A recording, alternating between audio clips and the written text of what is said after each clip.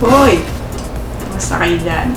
Andito na naman ako. Welcome back sa akin channel. And kung hindi ka pa nakasubscribe, mag-subscribe ka na. So yun nga, ang gagawin natin for today ay mag-unbox tayo nung napanalunan ko from Feiyutech.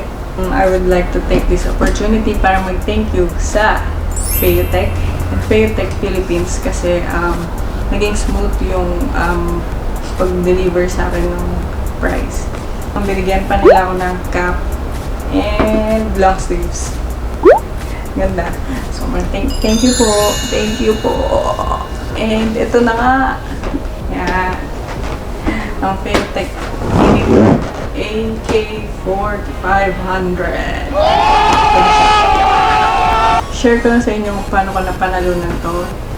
Parang nag-post lang si Feiyutech sa Facebook nila na parang comment your most satisfied photo and tag a friend. So, ako naman nag-comment lang talaga and pinost ko tong picture na to. Tapos yun, nag-tag din ako ng friend. Tapos yun na nung announcement na ng winners, wala ako dito sa Manila. Then, parang tinag lang ako ng friend ko na nanalo nga daw ako. And sobrang hindi ko in-expect talaga.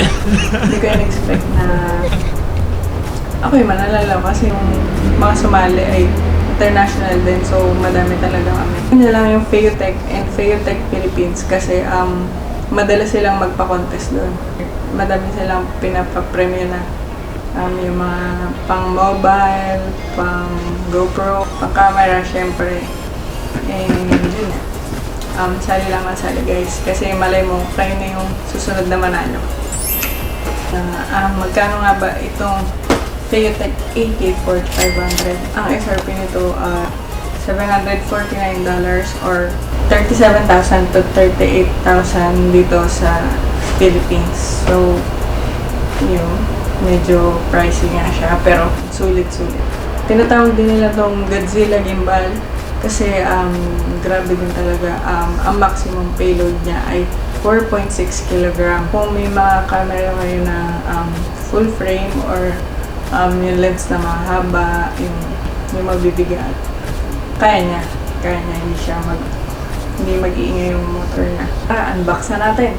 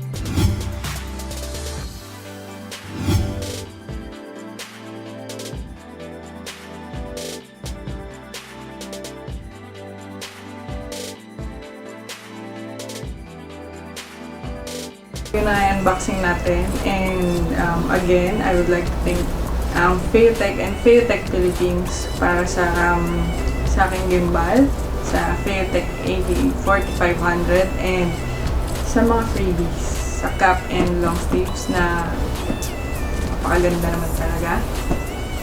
Maybe next upload ko yung test shot naman niya. Gagawa tayo ng video siguro, or basta test shots using this gimbal. So, yun na. Thanks for watching. Subscribe.